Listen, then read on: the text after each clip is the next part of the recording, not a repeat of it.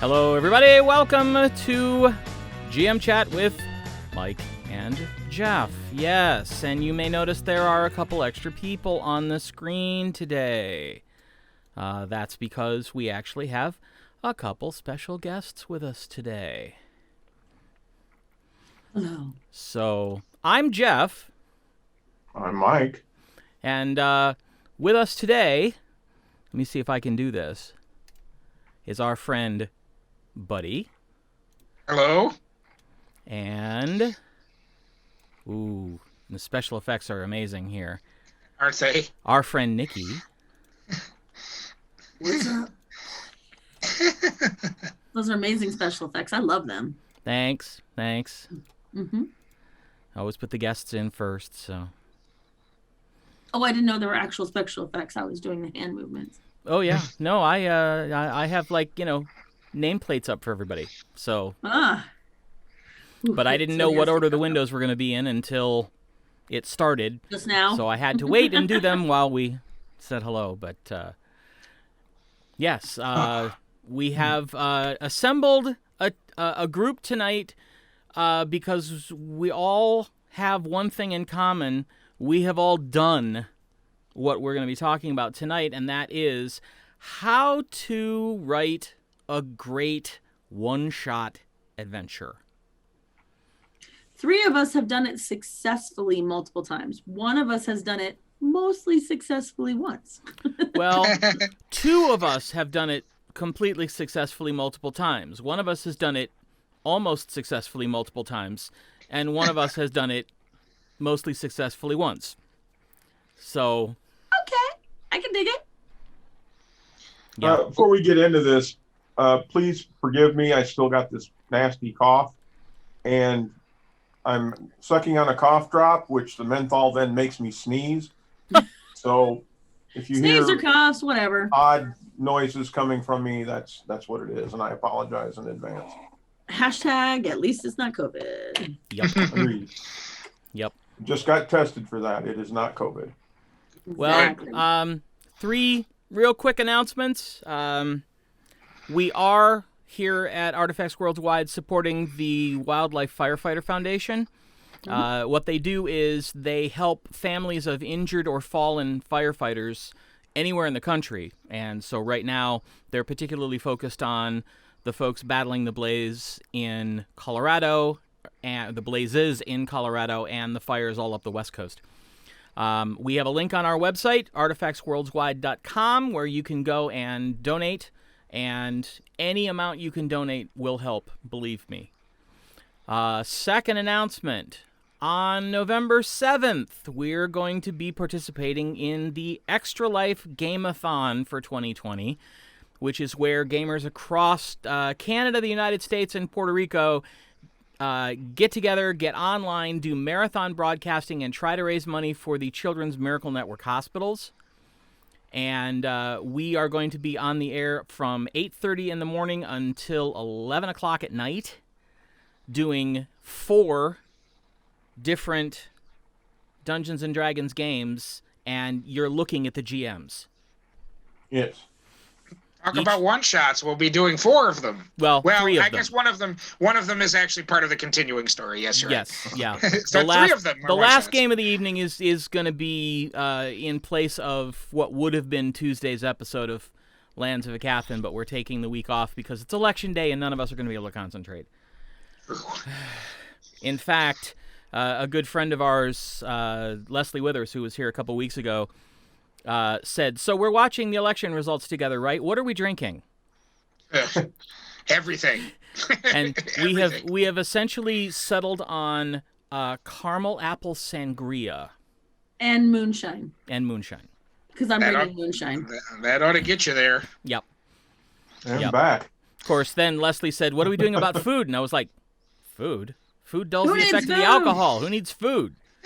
She said, "If we don't have food, I'll be out in an hour." I said, "I'll wake you if anything important happens." So, but yeah, so November 7th, starting at 8:30 a.m. Eastern U.S. time, here on our Twitch channel and running all the way through until 11 o'clock that night. And finally, our program on Sundays, Board Remotely, we're in the midst of a poll to see what the prevailing attitude is as to what we should play. We have been playing World of Warcraft every other week, but we're taking a poll to see if we should continue playing that or maybe switch to something else. And there are 4 options up there. It's on our website, artifactsworldwide.com. So if you have an opinion, just on one of these games that you like better than the other 3, let us know. We would appreciate your input. You know, one of the options we didn't give them was learning like recorder or piano. Yeah. What would they like to watch us do? I don't No know. Learn one German? wants to watch us. No one wants to watch anyone play the recorder ever. Period. Or listen to it. Exactly. Right. Exactly. Now, piano, Maybe. You know, Buddy and I are both, semi-capable on piano. So, that wouldn't be awful. I used to teach music professionally a long time ago in another life. And, and Mike's a musician. I don't know if you play piano, but I know you're a musician. I know where the chords are. I don't know how to play piano itself. Okay. I know FACE and every good boy does fine. Yeah. Well, that's good. Well, that's not true. I know a little bit more than that. Sorry, I digress. And Back to all cows eat conversation. grass and good boys do fine always. There you That's go. bass clef. Yeah, good. Yeah, there you go. See, I remember a little bit too. So, all right, but anyway, that's all for the announcements. So, we've got this day of gaming planned. Now, I'm the only one who's not running a one-shot that day, so I'm basically going to be taking sort of back seat to this discussion. What goes into it? Like, how did you all figure out, okay, this is what I'm going to do? How did you figure out what's going to work in the time limit that you have? Because it's 3 hours. Yeah, that's always an issue, is finding out what your time parameter is and trying to get it to fit in that time parameter. That's always a problem. And that's the reason I say, one person who's done several almost successful, I completely suck at this whole time limit thing. I've never managed to write a one-shot that fit in the time limit in my life. Well, the one shot that I ran has 8 major monsters in it and like a bunch of like 3 or 4 rooms to get to a major monster. And I was like, we'll totally be able to do this. And then all of a sudden you guys got to 1 monster and I was like, oh my God, I'm an idiot. It has to be like a continuing thing because I had so many things in my mind that I wanted you all to get to that, you have other rooms to get to the big boss, except he's not like the big boss because there's like 8 of them. And it's like, oh, this was silly. But that's just it. You got to go kind of follow it where it leads you because, you don't want to keep it small. If you go on past that one big boss, then you just keep going. At least you've got something planned for the next hour or whatever. So, in my case, I follow along the trope of KISS. Keep it simple, stupid. Yeah. And that's really all it amounts to. Have a basic plot. Have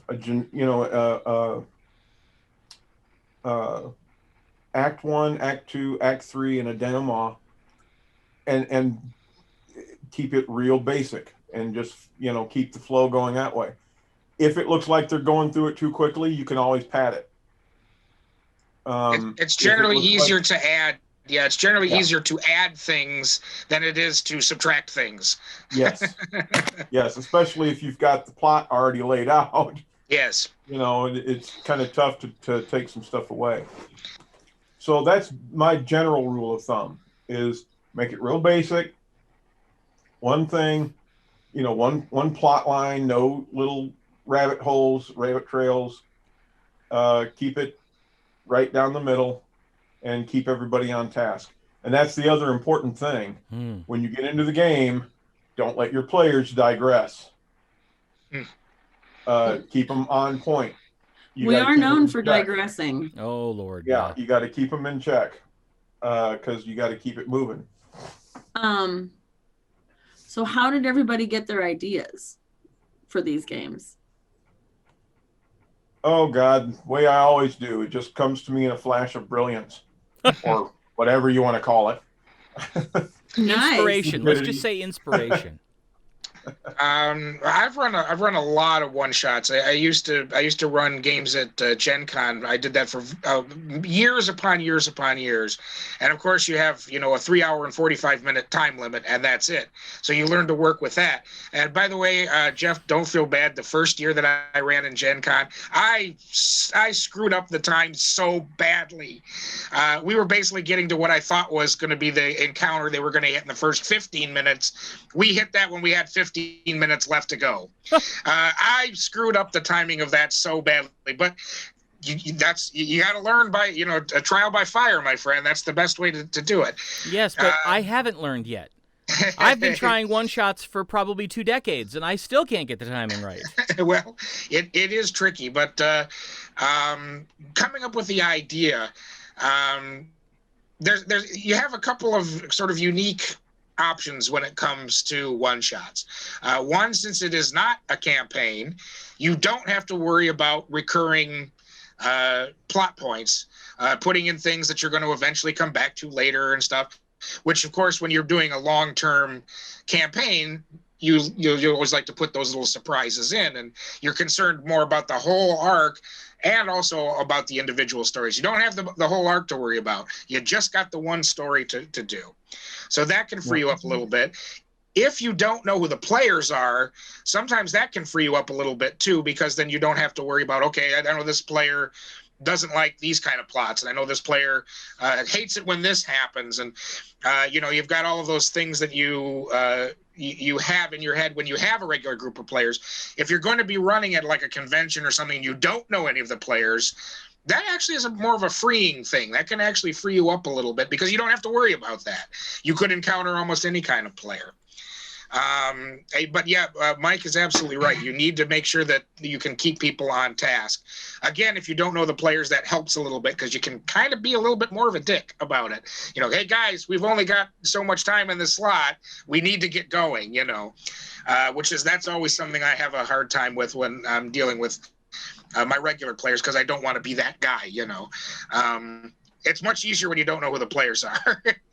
But I always, when I come up with the idea, I always like to do something that kind of breaks the traditions of D&D or of any role-playing game. We all have these sort of unspoken rules when it comes to Dungeons and Dragons. All of the players need to be roughly the same power level. All the players need to you can't have players that are too powerful because then it gets imbalanced. You can't have players that are too weak because that's a problem. You can't have stories that begin and end. Sort of all in one thing. There's always these sort of little things that you kind of avoid. Don't separate the party. All of those things. That goes out the window when it comes to a one shot. You don't really have to worry about a lot of those things when it comes to one shot, because this is the only time you're ever going to run this game. So I always decided I'm going to take one trope, something that normally you would never do in a regular campaign game, and I'm going to break the heck out of it. I'm going to do a game that features that. So I sort of almost treated my yearly game at Gen Con as kind of a final exam for myself. I'm going to take everything I've learned about being a game master. I'm going to take one thing and totally turn it on its head. And that's what I'm going to base my adventure on. So for instance, I had one game at Gen Con in which everybody was massively powerful. Seriously deity level powerful. I had another game in which everybody had virtually no power whatsoever. If you're familiar with the game GURPS, they were 0 level characters. Characters that had no special anything, pretty much. They were just role-playing. games in which the characters have different power levels. I had one game that it was a fantasy game where one character who was a very lowly goblin was basically about the equivalent of a first level character, and we had one character that was an angel that was almost a deity level character, and characters of all different types in between. That was one of the most successful games I ever ran. You can do things like that in a one shot that you can't normally do. So do something like that. Write an adventure that you have to split the party in order to solve it, because the players are going to be very nervous about doing that. Oh, you can never split the party, right? Put something in where you have to split the party. As just an example, or do something different that you don't normally do, and that's a lot of times where I get my idea will start there. Yeah, that's a good method for sure. Like it's an opportunity to add to what Buddy was saying. It's an opportunity in a one shot to try something you've never done before. Which is why I came up with the idea for what I'm doing. It's something that I've always wanted to do. I'm going to add this little world to my existing Dungeons and Dragons world. It's just a cool way to get it kicked off. And it's an opportunity to play something that normally no one would ever play before. They would never think to do a whole long campaign. But yeah, that's exactly right, buddy. What about you, Nick? Trial by fire is fine and good until you put it on the internet, by the way.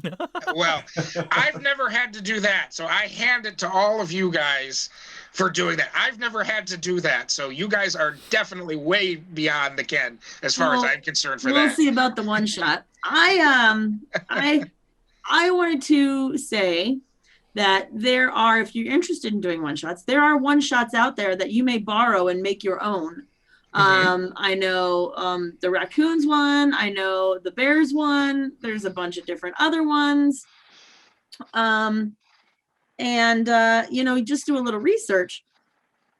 I am actually a Patreon of someone, and I just happened to be looking through their thing, and I found a one shot, basically 4-hour game, and I was like, oh, that sounds fun. And then I was browsing something else, and I was like, oh, possums. And they just fit together so well that it was like, because I want it to be so interesting that I want, if we have somebody watching, I want them to pull somebody out of the other room and be like, oh my God, look at this. They're possums and they're fighting blah, and then maybe someone will tell someone else, and maybe we'll have 10 people watching us. That would be great.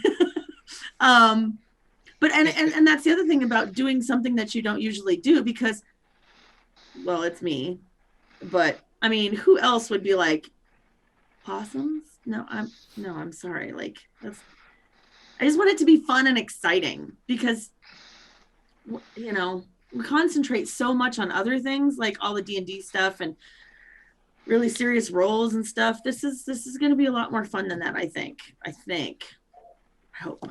Well, in a lot of ways, that's essentially oh, I'm sorry, Mike, go ahead.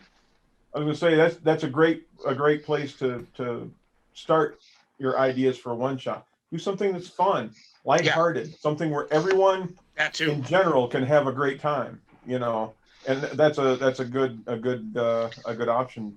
Also, I like what you said, where you can take outside sources and you can change them and manipulate them a little bit to come up with your own one shot idea, and borrow from here and take from that. And that's another great way to come up with a one shot idea. Pam actually sent me 3 one-on-ones. So like, if you don't have a big party, you can absolutely take any of the things that are out there and borrow a little from this, a little from that, and run a one-on-one Stephen Colbert and Matthew Mercer kind of situation where, you don't need an entire party of 5 people. You just scale it back, do a little bit different, but they're out there. You just do your research and put in what you're looking for, 3 people dungeon or something like that. And, you'll more than likely find it, because so many people have been doing this for so long, and they've been nice enough to share. Even on Patreon, I'm a Patreon subscriber. It costs me $3 a month, and I have unlimited access now. And it's like, oh my gosh, there's so much here. I can't even read it all. Yeah. So it's out there. You just gotta look. And one-on-ones, like I never thought about doing a one-on-one. That just seems way. Like I know Matt did it for Stephen Colbert, but that's in my head. It's still, Matt Mercer. In my head, trying to do a one-on-one, I would be afraid I would feel like I let that person down if things don't go right or something, because it's literally me and that other person. Mm-hmm. Yeah, I've run a number of those. There's a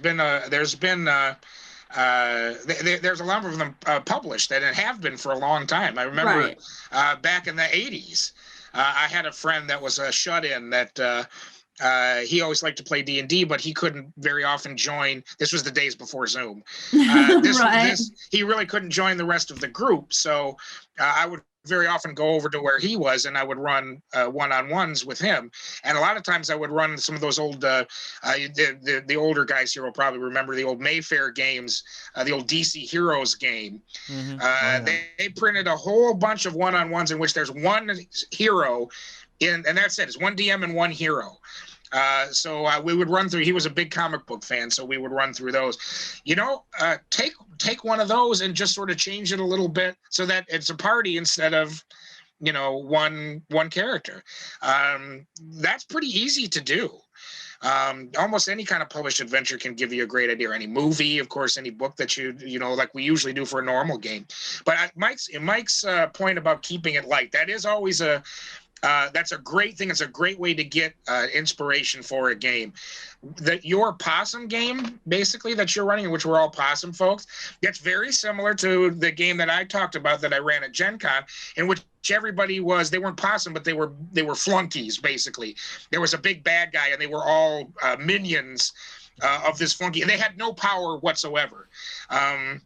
They were all like even less than first level characters. They had nothing apart from their goofy personalities, but it was a kind of a comedic, very lighthearted game, which I thought everybody would have fun doing, even though they're not going to be killing anything really, except maybe by accident. They tried to kill each other more than anything. Once somebody killed something by accident, which turned out to be really funny. The idea was that it was comedic and light, and they didn't mind not being the powerhouses because they had so much fun role-playing the characters. So that's essentially the same idea that I had. I can think of three, right? Matt Mercer. All of the Critical Role ones, but they did one for World of Warcraft, right? They did the Christmas one, which, spoiler, it was based on a Disney movie. I won't spoil it too much. Yes. And then the third one was the one where they were all goblins. Goblins? Yes. Yeah, they did a one shot in which everybody played goblins. Yeah. They were goblins. And that can't go more disastrously than it did, but it was hilarious. No, the name of the game was To the Poop. Come on. Yes. It was funny. But so anything you do, as long as you put in some effort to make everybody feel involved, make everybody feel relaxed, and make everybody feel like, I don't want to say they know what they're doing, but like not spring something absolutely new on them where it's like, I've never done any of this. Here, you have an hour to learn it. Let's do this. Well, that's a very important thing. If you want to try stuff like that, that's great for your home campaign, but you want to make sure everybody knows what the rules are, knows as much as they can about the game, so you can spend as little time during the session getting everybody on board. And I played with game masters at Gen Con, for instance. I played with game masters that didn't really seem to learn this. We spend half of the slot learning what the background is, and we wind up never actually enjoying the game, right? Which is a great ego trip for the game master, but it sucks when you've actually paid for a ticket to play this game and you wind up never playing it. You just hear this guy talk for 2 hours. Right. That's a very important thing. So Jeff. Yeah. Here's a big helping of humble pie. Why don't you tell us some of the things that you've attempted to do, but maybe it wasn't as successful as you'd hoped it would be, so that we have some idea of what not to do when planning our one shots. Well, I can tell you some just general rules that I've sort of inadvertently developed over the years. If you're drawing a map of the location that you're going to have your players go through, if it has more than 6 rooms, stop. Because they're not going to get that far. If you have long drawn-out puzzles that you figure, they'll figure this out, I mean, no problem, couple 3 hours, they'll get it. Have a backup plan. Yeah. That's really interesting. I like how this cadence and timing is very much like Foxworthy's You Might Be a Redneck. Mm-hmm. If your dungeon has more than 6 rooms, you might blow your one shot. Now I'm trying to frantically remember how many rooms are in my one shot. Like, dude, where's my map? One of the tricks that I came up with that still needs a little polishing, but it seems to work in general is I figure if I'm writing a one shot, figure out how much time I have. So if I have 3 hours, split that time into 3 sections, and each section they have to get something, and they are at the end of the thing they put the somethings together to form the uber something and solve the problem. That's a real good formula for one shots. I do things in 3s very often, just like that. Okay, they can go this way, they can go this way, they can go this way. Give the players the choice as to which one to do first, and they can argue about it and talk about it. It doesn't really matter which one they do first, but they think that it matters. Right. That's a great way to set up a plot for a one shot, is to do. You notice I do a lot of things in 3s like that. Yeah. The other thing that I discovered with that method too is that I had a point where I had a 5-hour session, and so I set up something that had 5 things. Well, by the end of hour 4, they had gotten 2 of them. And so the last big bad had the other 3. There you go. There you go. You can sort of shuffle who has what along the way if you need to shorten. So and that's why it's great to be able to adapt to that, and what you guys were talking about last week of being able to improv. Mm-hmm. That skill is so necessary when it comes to running a one shot.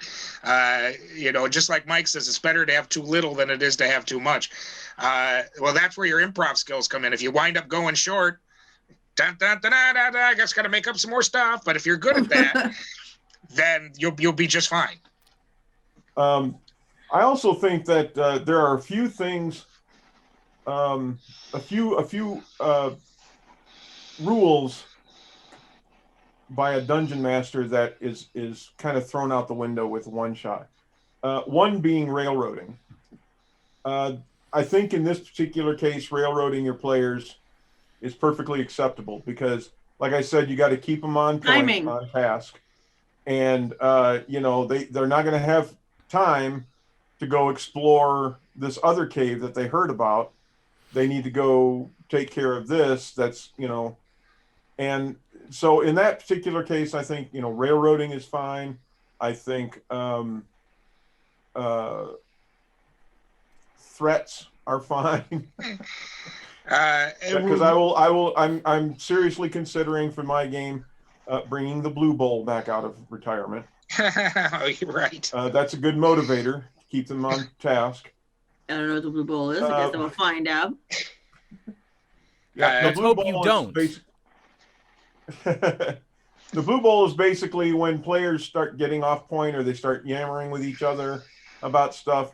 I would get throw the my bowl at entire them? collection of dice No, not and quite. roll it, and whatever they added up to is how much damage your character took. I'd rather have you throw the bowl at me. Yes. So, basically, I never really needed to roll the dice. All I had to do was shake the bowl, and it got dead quiet. Right. I love that. which is actually a great segue into a question I wanted to ask. How do you do you handle the concept of character death differently in a one-shot? Liam yes. does it all the time.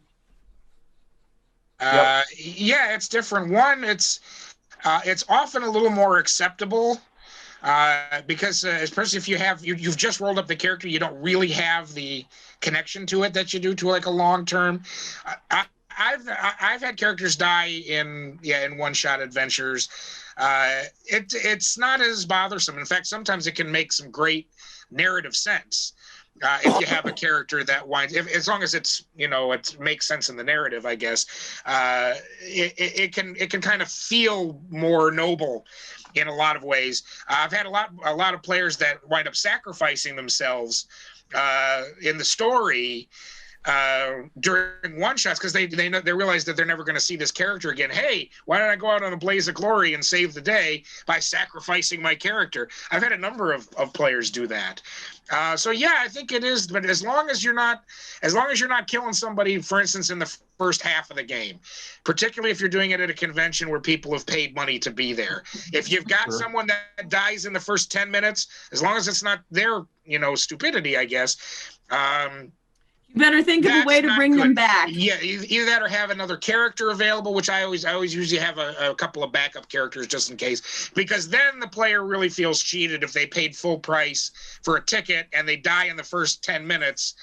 Then they wind up going to get the hall captain and bringing them over and having a little talk to you. I would make damn sure that their deity shows up and is like, yeah. Hey, guess what? Second chance. Good luck. Yes. Yeah, there are, of course, lots of ways around that. But yeah, so as long as it's not in the first half of the adventure, it's a different entity when you don't have the connection to the character, when the player doesn't have the connection to the character that they usually do.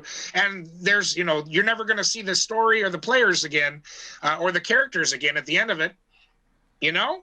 Sometimes characters die. Yep, it liberates you for sure. Now my thing is I've never been squeamish about killing off player characters. I've never had an issue with it. If the dice kill you, the dice kill you. If you do something extraordinarily stupid that I think warrants a death, I will kill you. I don't have a problem with it. Now with one shots, I really don't have a problem with it. But let me throw this caveat in it. Depending on the one shot. Like if you're doing something comedy type thing or something like that, you're probably not going to die because that's not what the dying's not funny. Yeah, death is not funny in a comedy game, man. Right. You don't know that. But for by and large, I don't have a problem. Jeff will remember this because he played in it. I ran a one-shot a million years ago. Using the Villains and Vigilantes rules, I made a Terminator game. Now, by Terminator game, I mean it was set in the future during the war between Skynet and the humans. And they were playing the humans. And everyone rolled up 3 different characters because of the party attrition. Sure. To make it an authentic game, people were going to die. There were going to be players that died. Sure. So I had everybody roll up 3 characters. And there was a big party attrition. A lot of people died. Sure. But that was the whole design of the one shot. He also, I will say that I remember very clearly, he also threw a wrench in the whole thing. It turned out one of the players was actually working for him. Oh. Of course. Yeah, he was a Terminator. Yeah. Of course. And because they're infiltration and you can't they're indistinguishable. That would be something absolutely that Skynet would do. Sure. And so I did. And it was hilarious. Jeff, Yeah. What were other ones? No more than 6 rooms, no long drawn out puzzles. Each section equals an hour. Yeah, that's pretty Anything much else? it. That's pretty much it. Just, Okay. and, practice your improv skills because one way or another you're going to need them. Yep. Because from a player perspective, a one-shot is a chance to sort of really let go.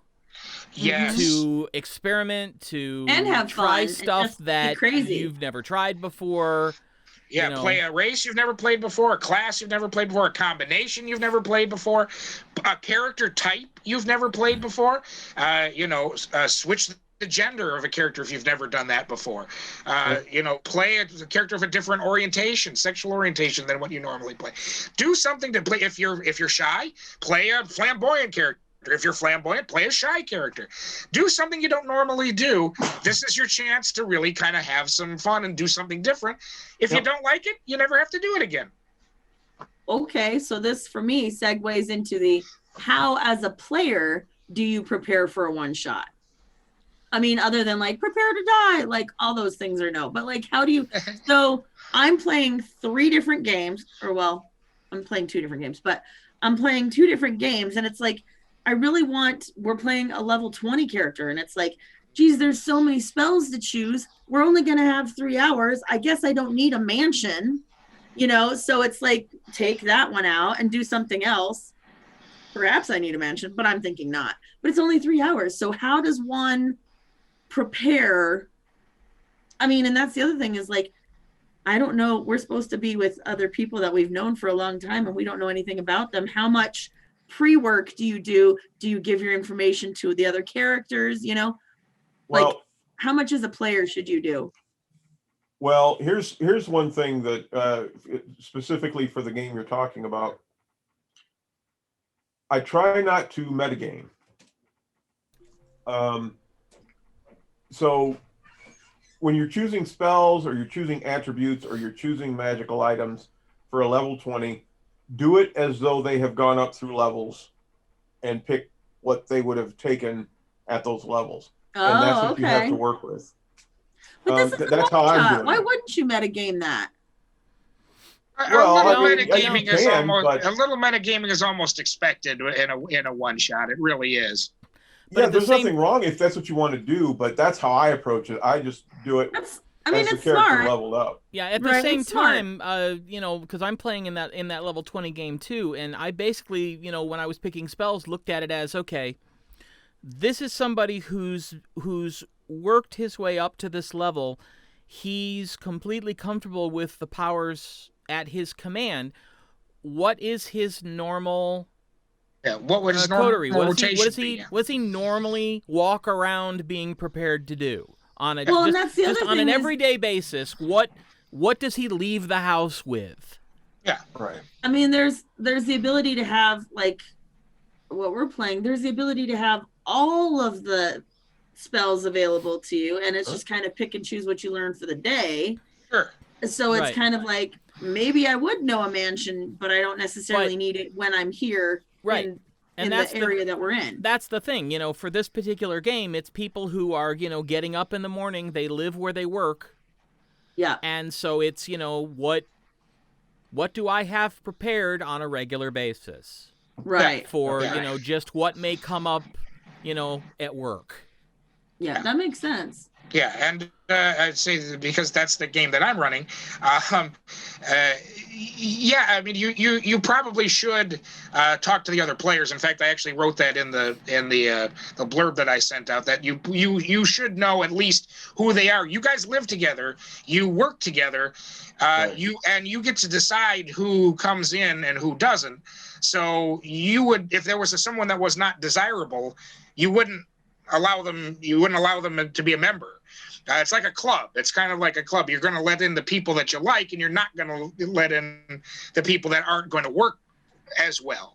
Now, of course, you want to get a diversity, because that's the idea. It's you're doing research, and you're looking at spells, and so you don't want everybody to be the same kind of character. You want to have as much diversity as you can. But, you're not going to have a troublemaker in there.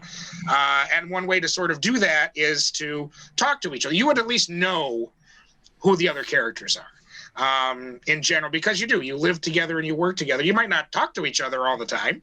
But, the thing is with spells, that's a good thing with spells. Remember also in 5th edition, you can change the spells that you prepare every day. Right. Every time you take an 8-hour rest, you can change whatever spell. So if you have, a group of spells and you wind up not using them, and you figure, I'm not going to use any of these, after you sleep for the first day, change them. Right. You know, and you can do that every single day. So, yeah, it's true. You have access to literally everything that exists in the game, but remember, you can only, prepare so many, and you can change that at the end of every day. So Now, this brings up another good question that I'm curious to hear all your takes on. Is part of dealing with a one-shot, especially if you're dealing with players that you don't know, is you have to get them into some form of group, whether it's a cohesive group or not. That all depends on what you're trying to do. But you've got to figure out some way to get them all together. And, anybody who's been playing for any length of time gets really tired of, so you're all in a bar. you're all in a bar. That's the biggest cliche ever. It works. Here's but one of my cliche. favorite ones. Now, like in our case, we're higher levels, so I'm going to assume everyone has already adventured together. But if you need to put a team together and you don't want the tavern trope, have them all start in prison. Yeah, get them And in they trouble. gotta Have them escape. have this. Yeah, have them in trouble. The same trouble. I've started a number of games by quite literally having something problematic drop in their lap. Somebody throws a bag of something as they're running out of the building, throws something on their table, and then takes off. And then all of a sudden the guards show up and, hey, and you don't even know what it is. And you look at, oh my gosh, it's something stolen. And you guys It's are a all in baby. trouble now. Yeah. Or something like that. Actually, I played a vampire game in which we basically we had to adopt a child, essentially. That's a great way to do it, Mike. Yep, a common enemy, a common problem, a common something that they all need to work together to resolve. That is the quickest route to pulling them together. Yeah. To answer your question, Nikki, there's a couple of different ways to go. One, for what we're doing, where the players know each other and you know who the game master is, pretty much just learn as much as you can about the world, whatever the game master has given you. As far as that goes, if the game master says talk to each other, then talk to each other. If the game master says keep stuff secret, then keep stuff secret. It's a little bit different than when you, like, for instance, are going into a convention situation or something where you don't know. In that case, it's very similar. Just learn as much as you can from the blurb. Whatever it is that the game master has given you, follow the rules. That's a big one. Don't try to introduce a whole bunch of non-standard stuff when you're playing in like a convention and you don't know who the game master is.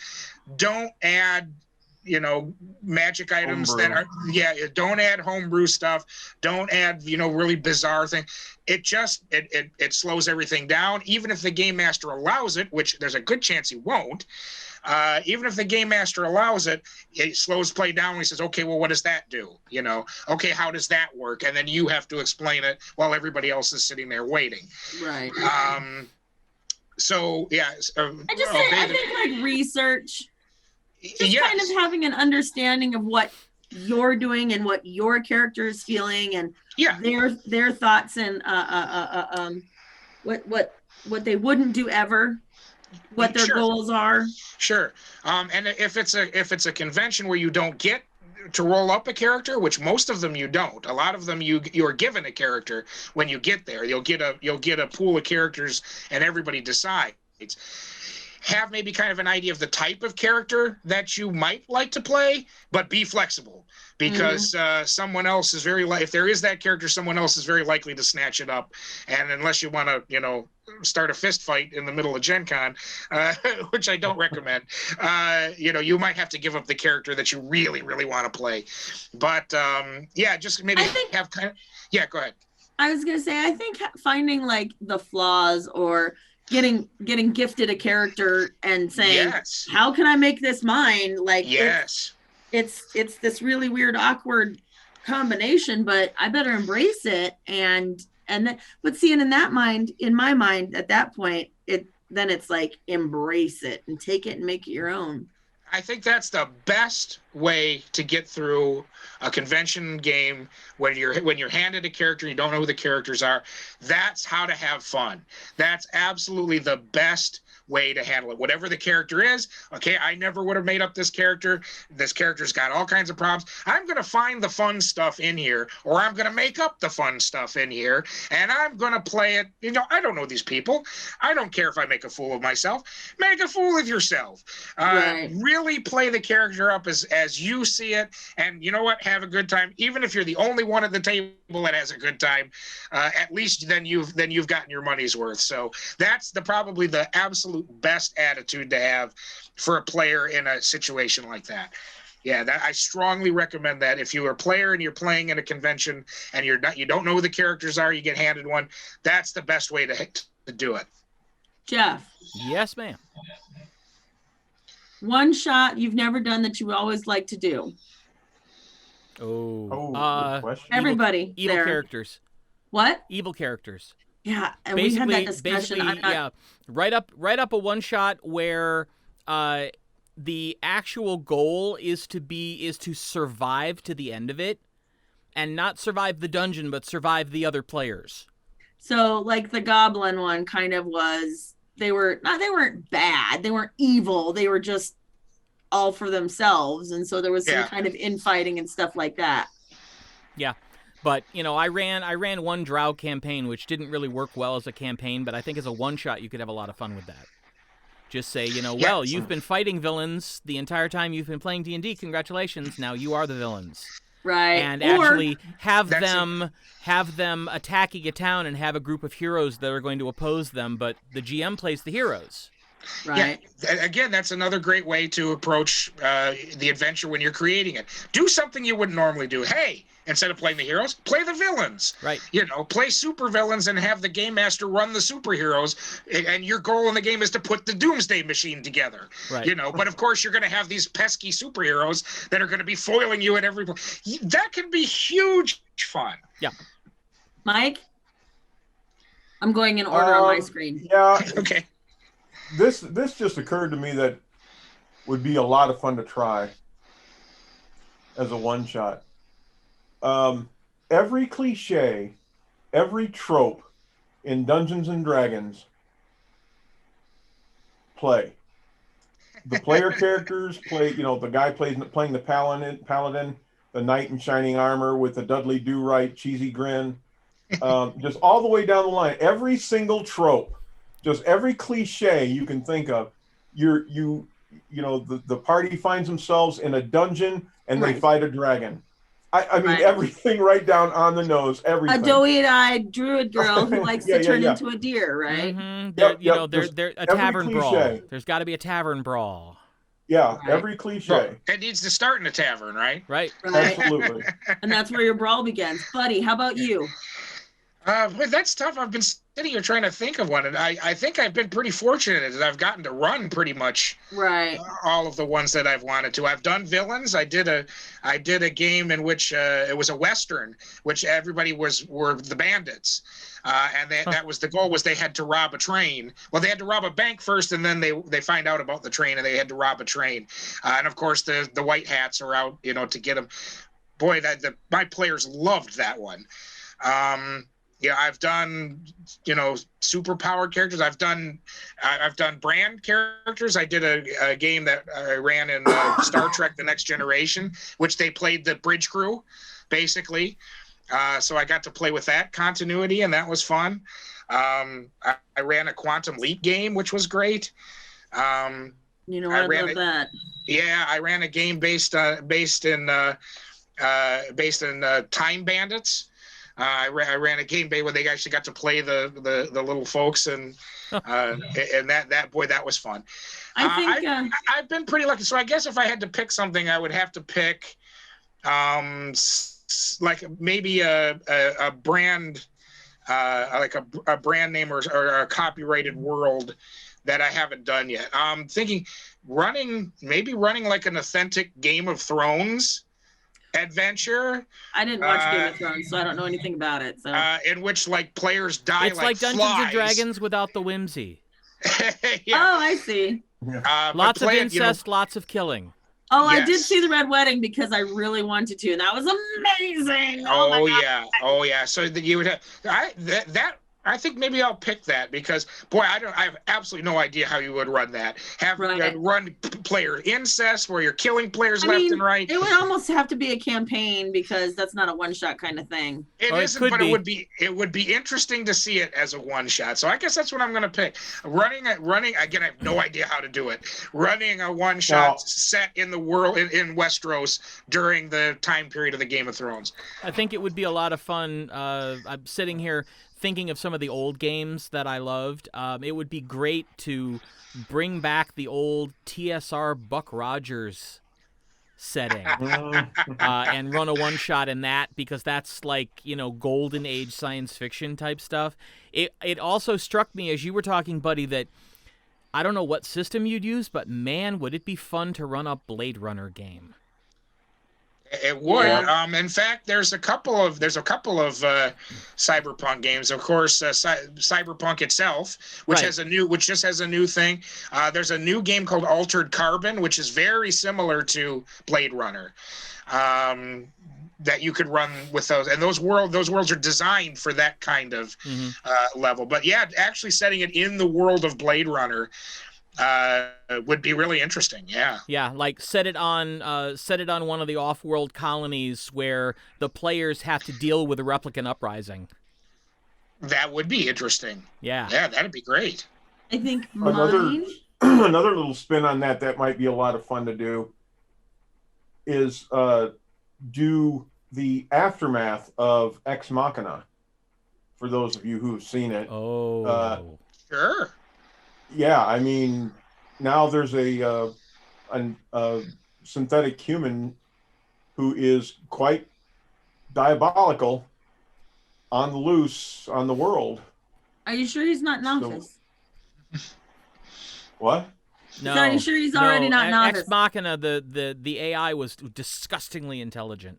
Yeah. Oh, there's a big difference there. Now, it's interesting because that's kind of what they're doing on Westworld on HBO. Well, that's kind of what got me thinking too, was Westworld. Yeah. That would be interesting. I will tell you this: I know what one shot I would love to play, and that is Deadlands. Oh yeah. Love to play that. I'm willing to run it if we can figure out a way to do it in COVID world. Yeah, that would be difficult. That right now is kind of the issue, but I've run Deadlands before, and I would love to run you guys through Deadlands. If we can figure out a way to do it, I volunteer as tribute. I think mine would be playing a normal game and then all of a sudden finding out that you are actually the bad guys. You didn't know it. You thought you were doing it like this way. We were doing all the good things, and then come to find out you're actually the bad guys. And now what do you do? Do you switch alliances in the middle? Do you keep going? Do you? The M. Night Shyamalan twist. Huh? Sort of a Tucker and Dale versus Evil, but the Game Master version. Yeah, so that's exactly we were the heroes, but it turns out we're really the bad guys. Officer, we've had one doozy of a day. Well, if you could pull that off, I would love to play in it, Nikki. I'd love to play in it. He just chucked himself into the wood chipper. I would love to play in that, Nikki, if you can figure out how to run it. These kids been killing themselves all over my property. The goblin just ran himself on my sword, I swear. Right, that would be I think so much fun, because it's like in your ideals of a D&D campaign, like we're a consorte. How do we not know that? I mean, how do we know that everything that we're doing is for the good of the world versus just for the good of where we're working? You know, that's the thing. Good Do we question. care? Our responsibility is to our covenant. Well, right, but yeah, if the rest of the world burns and we're okay, is that okay? That's true. It was just not that part of it, not the covenant part of it, but just the idea of going down a path which is the righteous path, and then all of a sudden finding out, oh no, that's not. Yeah, It's not so righteous. See a couple ways into that. Yeah. I'm excited. That would be great, Nikki. If you would run a game like that, I absolutely would love to play it. That'll be my next one shot. I'll start working on it now. All Right after the 7th. Because Right after the 7th, right. we've got a year to plan for Extra Life 2021. I'll do a Dale and Tucker. I totally will. That'll be fun. That would be Alright. fun. Yeah. So It goes by so fast. I'm I sorry, know. guys. I know. No, that's right. I just want to add one other quick thing here before we run out of time. Please. As Mike talked about, as far as improv goes, if you're fortunate enough to get good players, now again, this is more for when you don't know who the players are. If you already know who the players are, you already probably have good players because you're playing with them purposely. If you wind up getting some good players and they wind up taking your game to kind of a level you didn't expect, write it down and maybe go with it. I have an experience with this. I created a game. I mentioned a game that was based on Quantum Leap, in which all of the players, instead of having one person leaping from body to body, it was a whole group of people leaping through time. And I had the first adventure I had a very nice ending for it. At least I thought it was a nice ending. The players during that first game somehow managed to come up with a much better ending than I ever even thought of. And they had a huge, they came up with, and they thought it was part of the adventure. So I went, oh yeah, I'm taking credit for that. And I as soon as we were done, I wrote it down and I changed the adventure. So when I ran for the rest of the con, that was the new ending. Don't be afraid to let them help you. If you need it. They completely changed my ending, and their ending was so much better than mine. I just adopted it.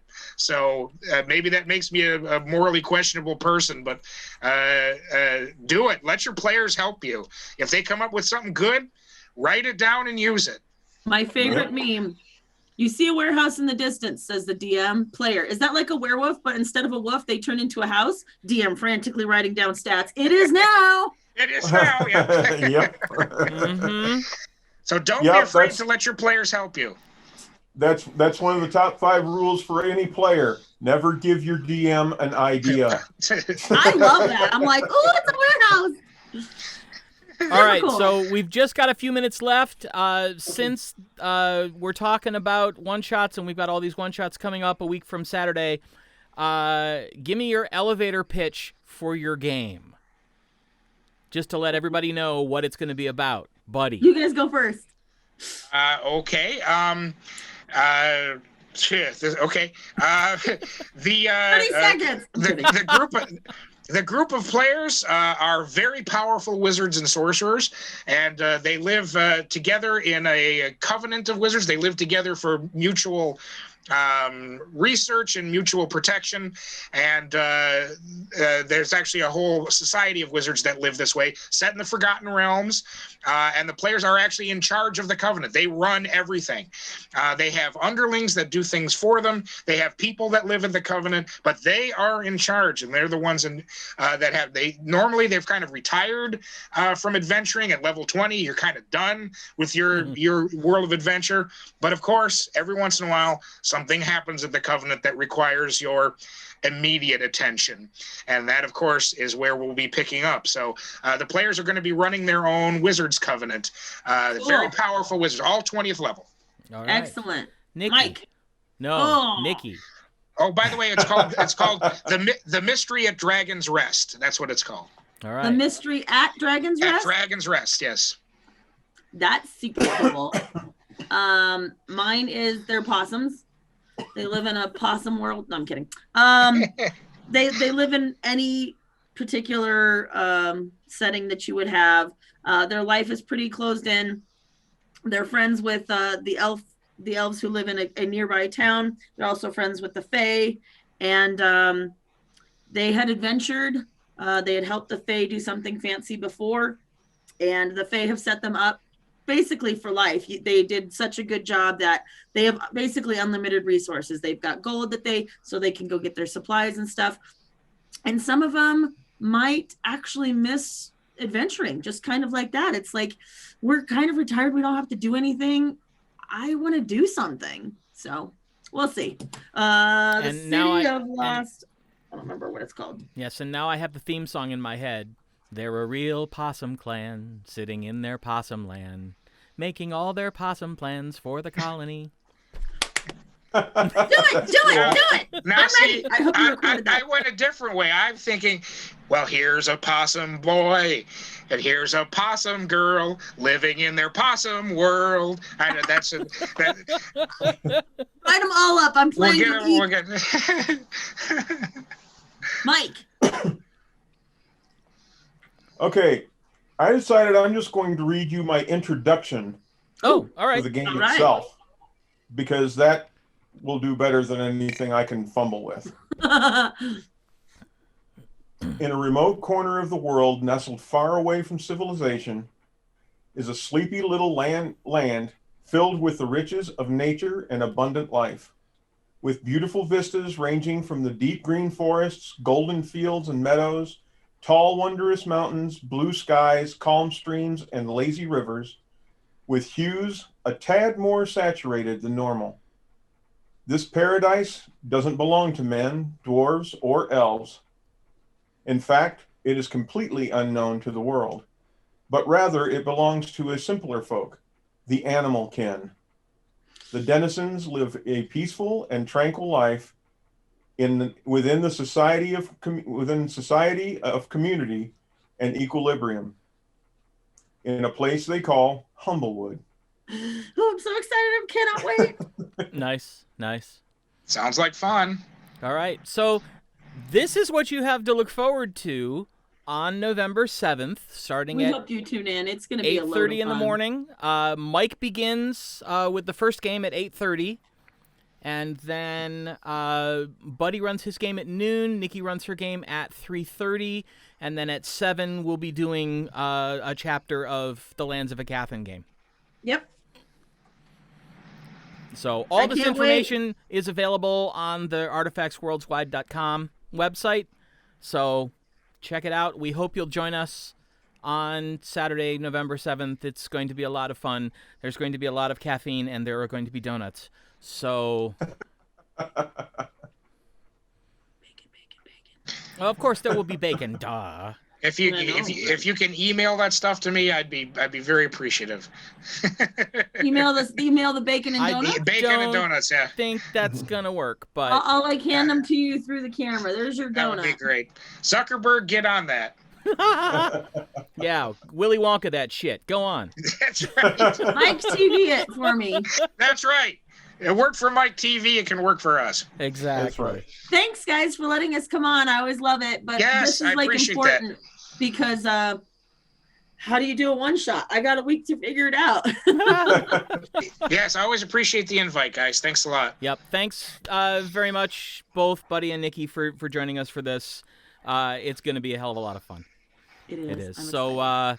that's going to do it for GM Chat for tonight. Remember, as we say every week, stay safe, stay sane, wear your mask. Now more than ever, wear your fucking mask. Yes. And vote. Right. And vote. Because Coming the up this election week. is like 5.5 days from now. So, Yep. yeah. So, And I dropped my ballot off today. yes, I Great. voted today. fantastic. I even took Yes. pictures to prove it. Yep. Yeah. Annette and I Yep. got ours turned in at the end of September, actually. So we've had ours in, and the clerk certified that they got it as of October 1st. So, Nice. yeah. At this point, don't mail them, folks. No, it's- no. It's too late to mail Drop them. 'em So off. No, drop it either off. do it on the day or drop it off at a drop Nice. box or with Yep. your clerk. Yep. Yep. So, All right, guys. yes. Love you all. Yes, we will see you all Sunday at 3 p.m. Eastern U.S. time for Board Remotely, and we'll be moving on from there. So, have a great week. Thanks for Thanks, joining guys. us, everybody. Good night. See you, All right. everybody.